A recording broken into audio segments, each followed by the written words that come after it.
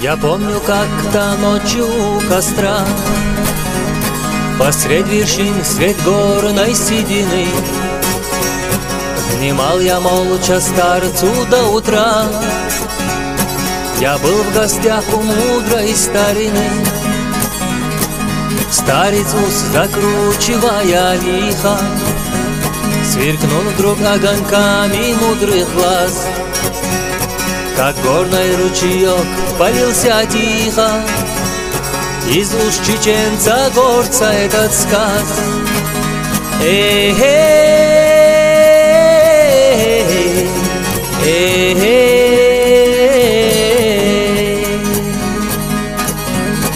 Мне помнится когда-то старину, вы этого, быть может, и не знали.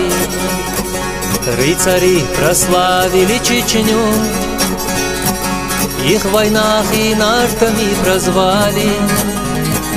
Раз в Тюмень, говорят, ночной в тиши выезжает благородный нарт. Едет долго он лесной в глуши, устав решил в лесу он на ночь стать.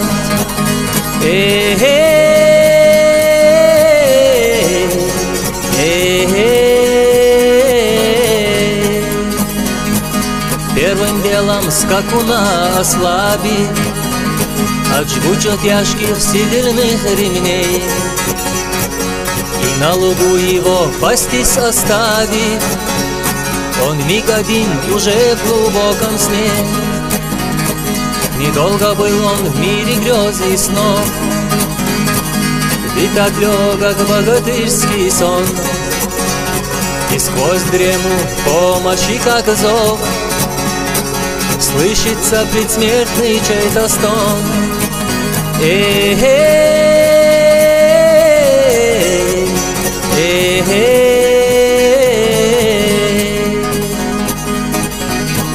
Миг оседлав гнедого скакуна, словно вихрь он умчался вдаль, и там в лесу бледнее, чем луна, при смерти он горца увидал, последнего увидев из мирских.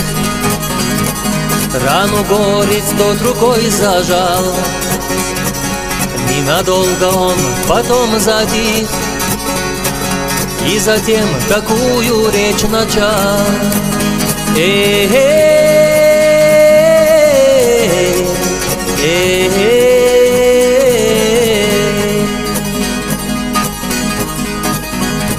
Последнее тебя прошу желание исполнить, и свидетели возьмут гнедого от твоего пчел шушканье и этот лес его ночную тьму.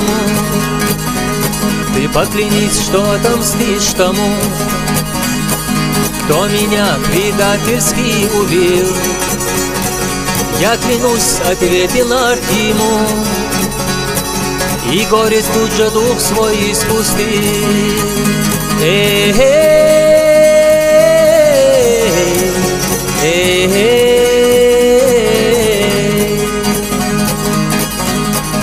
Ни один нарт месяц проскакал, по аулам горным все без сна, неназванного кровника искал. Вот прошла зима, вот весна, вот еще один аул проскачен, безуспешны в поисках его. Если не найдет, то это значит, не сдержал он слова своего.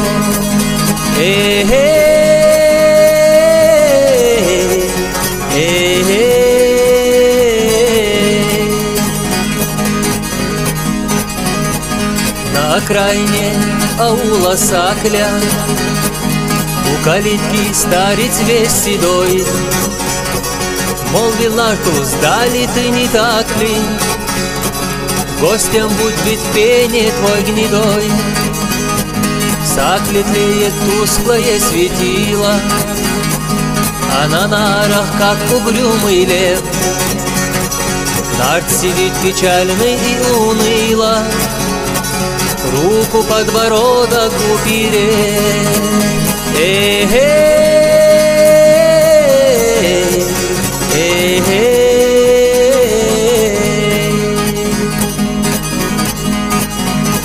В этот миг вошла, как снов, видение, гостю угощения принося.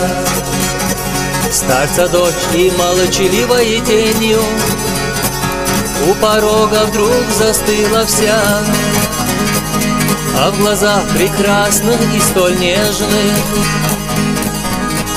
было столько грусти и тоски, что в сердцах и холодом заснежных болью защемило бы от них.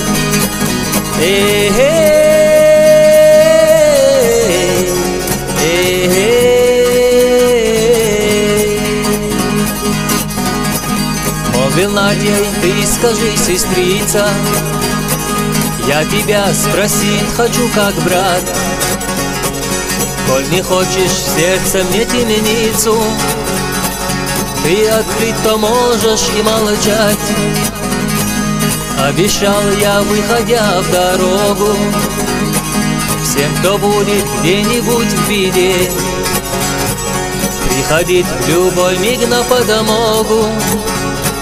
Отчего ж глаза твои в тоске?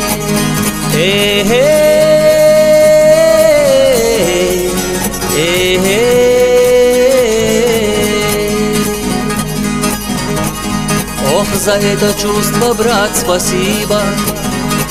Что ж отвечу я тебе подстать? Полностью тебе доверюсь, ибо вижу благородство твоя рать. Здесь в ауле жил Джигит, любила я его, и он меня любил. Нас вместе этих гор краса взрастила, и вдруг узнала, он мне изменил.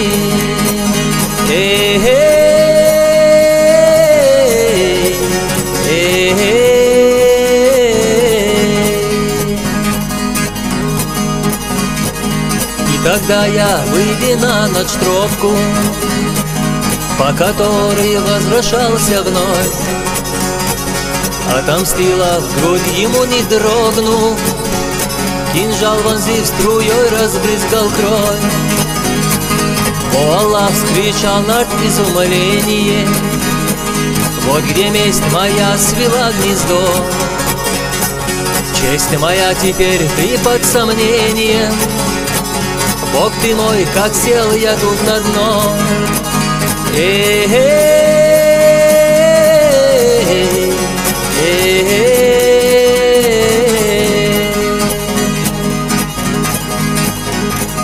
Как же чаще мщения мне напиться, женщины свята земная плоть.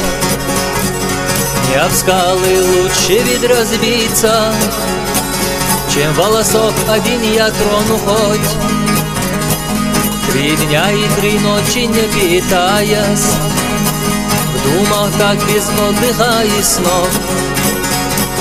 На 4-й утром в путь сбираясь, нарт к ней свечу обратился вновь.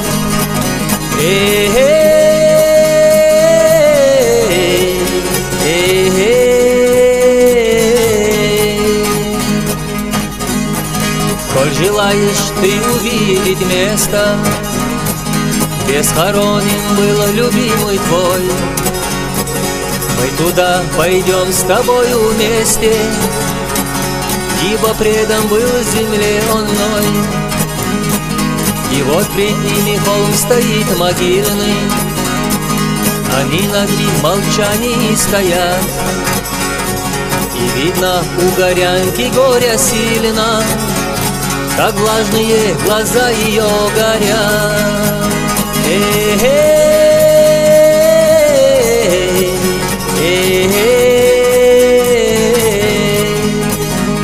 Тут нарт сказал ей: в лес уйди и вешкой, укажи, где слышен и где нет. Шел мой громогласный и не мешкая, возвратись, не принося ответ. Когда она к нему вернулась снова, он до вешек лес вокруг срубил, и, разрубая клятвенные оковы, он голову гнедому отрубил.